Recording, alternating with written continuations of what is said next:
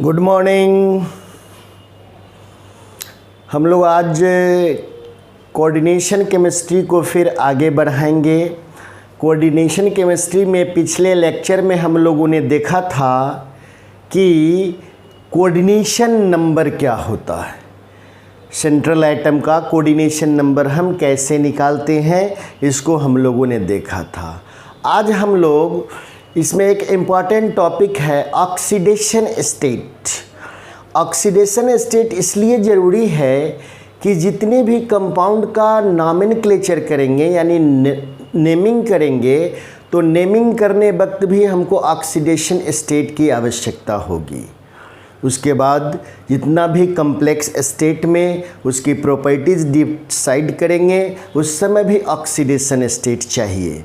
तो oxidation state हम लोग 11th क्लास में रिडॉक्स रिएक्शन चैप्टर में पढ़े ही हैं, फिर भी थोड़ा सा रिवाइज करने के लिए ज़रूरी है कि आप कम्प्लेक्स कंपाउंड का ऑक्सीडेशन नंबर कैसे निकालेंगे, कम्प्लेक्स कंपाउंड का ऑक्सीडेशन नंबर कैसे निकालेंगे। तो आप पहले यह देखिए oxidation number. Oxidation number, oxidation number ये होता क्या है? तो the number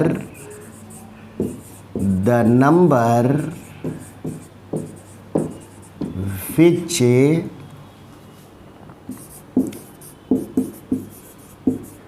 represents charge on central metal atom in a complex compound, in complex compound। कोई भी कॉम्प्लेक्स कंपाउंड है उसमें सेंट्रल मेटल एटम पर जो चार्ज रहेगा, नंबर ऑफ चार्ज रहेगा, वही कहलाएगा उसका ऑक्सीडेशन स्टेट। क्या कहलाएगा? Oxidation state, oxidation number. For example अगर आप देखिए यहाँ एग्जाम्पल में हम क्या देखेंगे, तो आप देखेंगे कि जैसे K4 FeCN का होल 6, तो आप इसमें देखिए कि यह कहलाएगा काउंटर आयन, यह है सेंट्रल मेटल एटम और यह क्या है? लिगेंड है। क्या है? लिगेंड है। इसमें कोऑर्डिनेशन नंबर आयरन का कितना है? 6 है। कितना है? 6। लेकिन हम लोगों को निकालना है ऑक्सीडेशन नंबर। क्या निकालना है? Oxidation number. तो ऑक्सीडेशन नंबर निकालने के लिए हम क्या करेंगे? हमको आयरन का निकालना है। तो आयरन जिसका निकालना है उसको हम मान लेते हैं कितना? X। क्या मान लेंगे? X। अब आप देखिए यहाँ कि पोटेशियम पे कितना प्लस चार्ज होता है? 1 प्लस चार्ज। तो कितना पोटेशियम है? 4 पोटेशियम है, यानी यहाँ लिख देंगे हम 4K प्लस। अब प्लस आयरन का क्या होगा? X। अब प्लस कितना है? साइनाइड। साइनाइड का कितना संख्या है? 6। तो यहाँ हम 6 इंटू CN माइनस सबका सम कितना के बराबर?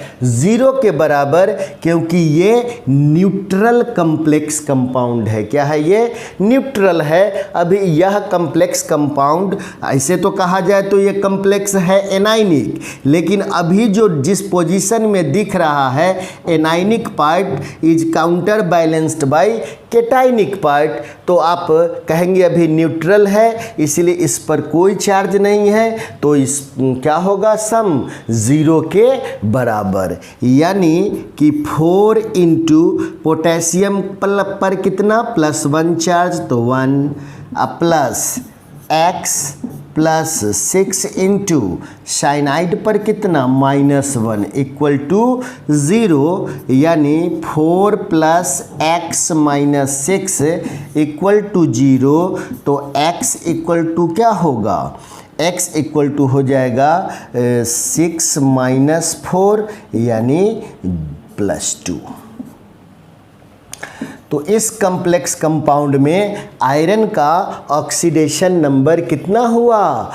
+2 हुआ। कितना हुआ ऑक्सीडेशन स्टेट? +2। यानी इस कम्प्लेक्स कंपाउंड में आयरन +2 ऑक्सीडेशन स्टेट में एग्जिस्ट करता है। किस स्टेट में एग्जिस्ट करता है? +2 ऑक्सीडेशन स्टेट में एग्जिस्ट करता है। तो आप देखिए यहाँ कि इसमें तो आप निकाल लिए, लेकिन कहीं कहीं आप लोगों को कन्फ्यूज़न होगा कि भाई ये जो है पोटेशियम का +1 दे दिए, साइनाइड का -1 दे दिए, तो कुछ रेडिकल्स हैं या कुछ। अब इसका +1 इसलिए दिए कि पोटेशियम की वैलेंसी कितनी होती है? +1।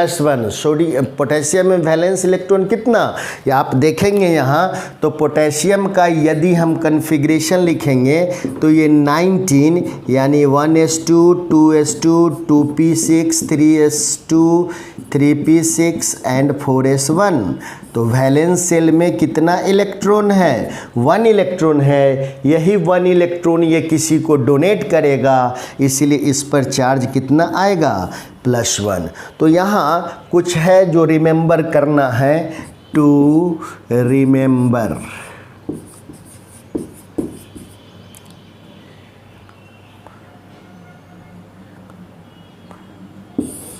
आप रिमेंबर क्या करेंगे? तो जैसे आप देखिए यहाँ कि ग्रुप 1 Li Na पोटेशियम, ये सब का ऑक्सीडेशन स्टेट क्या लेंगे? +1। उसी तरह से मैग्नीशियम, कैल्शियम, स्ट्रोंशियम, इन सबों का क्या लेंगे? +2 ले लेंगे। ये दोनों जनरली आपको काउंटर आयन में मिलेगा। उसी तरह से लिगेंड में अगर देखेंगे, लिगेंड में तो लिगेंड में आप देखिए Cl-, Br-, I-, F-, NH2-, Cn-, OH-, SCN-, NCS-, O2-, ये सब पर ETC, इन सभी पर चार्ज कितना है? -1। तो इसका ऑक्सीडेशन नंबर हम लोग ले लेंगे कितना? -1। उसी तरह से SO4-, C2O4-, इस पर चार्ज कितना है? -2। तो इसका ऑक्सीडेशन नंबर ले लेंगे -2। उसी तरह से PO4-, इसका कितना ऑक्सीडेशन ले लेंगे? -3 ले लेंगे। इस तरह से रेडिकल है। और कुछ जैसे न्यूट्रल है। न्यूट्रल में अगर आप देखेंगे न्यूट्रल स्पेसीज,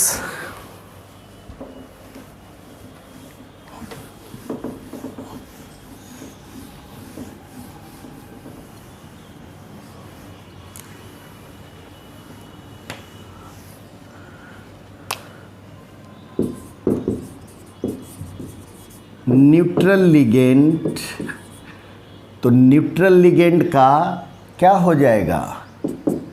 जैसे H2O, NH3, PH3, ASH3, CO, NO, PY, EN, ETC। इन सब पर कोई चार्ज नहीं है, इसलिए ऑक्सीडेशन नंबर इनका क्या होगा? 0 होगा। क्या होगा? 0 होगा। तो ये मोटे मोटे तौर पे अगर आप याद रखते हैं, ध्यान में रखते हैं, तो आप प्रॉब्लम को सॉल्व कर सकते हैं। जनरली प्रॉब्लम को सॉल्व कर सकते हैं। तो हम अब दूसरा एग्जाम्पल लेते हैं। सेकेंड एग्जाम्पल है जैसे CrH2O का होल 6 Cl3। इसमें सेंट्रल एटम कौन है? क्रोमियम। तो इसको हम लोग क्या मानेंगे? X। तो X plus 6 into H2O plus 3 into Cl minus, सबका सम कितना के इक्वल हो गया? जीरो के इक्वल हो गया। तो x प्लस 6 इंटू वाटर क्या है, न्यूट्रल लिगेंड है, न्यूट्रल लिगेंड का ऑक्सीडेशन नंबर कितना, 0, तो 0 अब प्लस 3 इंटू Cl का कितना, तो Cl का देखिए वहाँ -1 इक्वल टू क्या होगा 0, तो x -3 equal to 0, x equal to +3, x equal to +3। तो इस कम्प्लेक्स कंपाउंड में क्रोमियम +3 ऑक्सीडेशन स्टेट में है। किस ऑक्सीडेशन स्टेट में है, +3 ऑक्सीडेशन स्टेट में है। अंडरस्टैंड, समझ में आ रहा है। उसी तरह से हम दूसरा लेते हैं, एग्जाम्पल और भी हैं।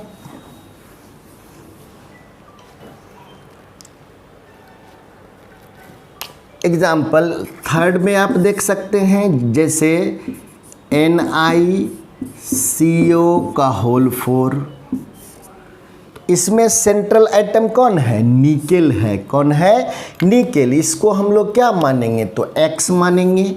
तो X plus 4 into CO, 4 into CO, 4 into CO।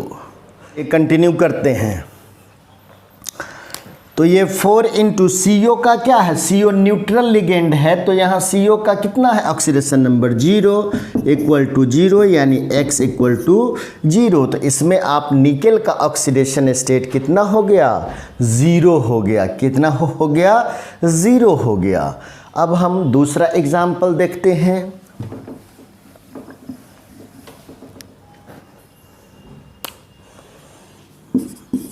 जैसे CO F6-4 ये है। तो आप देखिए यहाँ कि अब इस कम्प्लेक्स पे चार्ज कितना दिया हुआ है, -4 दिया हुआ है। सेंट्रल एटम कोबाल्ट है, तो इसको क्या मानेंगे, X मानेंगे। तो आप देखिए यहाँ कि X अब प्लस 6 फ्लोराइड है, तो 6 इंटू फ्लोराइड इक्वल टू, अब चूंकि सभी जगह इक्वल टू में हम 0 देते थे क्योंकि उस पर कोई चार्ज होता नहीं था। इस पर कितना चार्ज है, -4, तब इक्वल टू में हमको देना पड़ेगा जो चार्ज इस पर अवेलेबल रहेगा वह चार्ज आप इसमें देंगे। तो आप देखिए X प्लस 6 इंटू फ्लोराइड का F का कितना चार्ज यहाँ हम दिए हैं, F पर -1, यानी चार्ज कितना है, -1 इक्वल टू -4। तो X -6 इक्वल टू -4, तो X इक्वल टू -4 प्लस 6 यानी +2। तो इसका भी कितना निकला, +2 निकला। इसमें भी ऑक्सीडेशन नंबर कितना है, +2 है। अब आप देखेंगे यहाँ नेक्स्ट में एक और देखिए,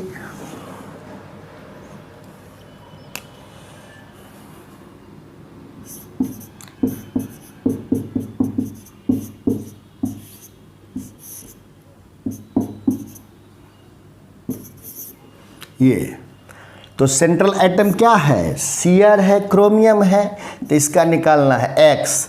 तो X प्लस 6 इंटू NH3 का इक्वल टू कितना, तो अब इस पर भी चार्ज है, कितना चार्ज है, +3 है।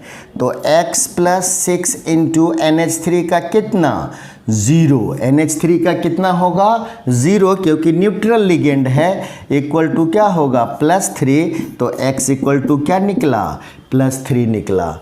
तो इस तरह से आप ऑक्सीडेशन स्टेट निकाल सकते हैं सेंट्रल एटम का। एक और एग्जाम्पल देख लीजिए,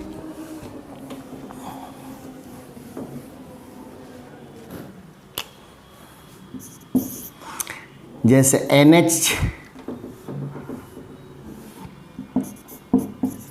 Na2Cr(C2O4) का होल थ्राइस। तो आप देखिए यहाँ क्रोमियम का निकालना है, तो क्रोमियम का निकालना है तो 2 into Na plus X plus into C2O4 minus minus, सबका सम कितना के बराबर? 0 के बराबर। कितना के बराबर? 0 के बराबर। तो 2 इंटू सोडियम का 1 plus x plus 3 into oxalate ion का कितना? -2। ऑक्सलेट आयन का कितना? -2 इक्वल टू 0। तो 2 plus x minus 6 equal to 0। x equal to क्या हो जाएगा? तो 6 माइनस 2 यानी +4 आंसर। इस तरह से आप कोई भी कॉम्प्लेक्स कंपाउंड है उसका ऑक्सीडेशन नंबर कैलकुलेट कर सकते हैं। तो कुछ हम ऑक्सीडेशन नंबर कैलकुलेट करने के लिए आप लोग को देते हैं, जिसको आप लोग अपने से बनाएंगे।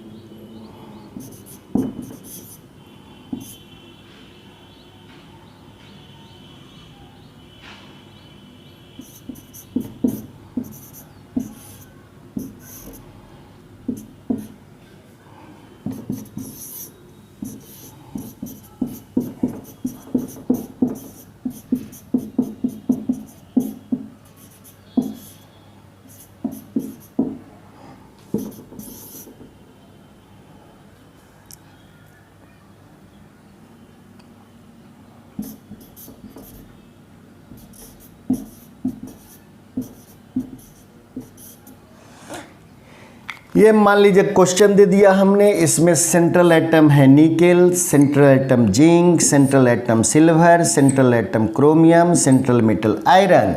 तो इन सभी का आप लोग ऑक्सीडेशन स्टेट कैलकुलेट करके देखेंगे। सब लोगों को बनाने में आसानी होगी इस टेबल के सहायता से। हम उम्मीद करते हैं कि ऑक्सीडेशन नंबर आप लोग सीख गए होंगे और भी अपने बुक्स से जितना ज़्यादा से ज़्यादा हो ऑक्सीडेशन नंबर कैलकुलेट करने की प्रैक्टिस करें। और अगर कोई दिक्कत हो तो व्हाट्सएप पे मेरे से पूछ सकते हैं। आप लोग से कहना चाहते हैं कि यह बहुत ही इम्पॉर्टेंट चीज़ है, इसलिए कि इसके बिना हम आगे बढ़ नहीं सकते हैं। तो आप लोग काइंडली इसको देखें, समझें, चैनल को सब्सक्राइब भी करें और आप जो दिक्कत हो हमसे पूछें भी, ताकि हम बताते रहें आप लोगों को। बहुत बहुत धन्यवाद।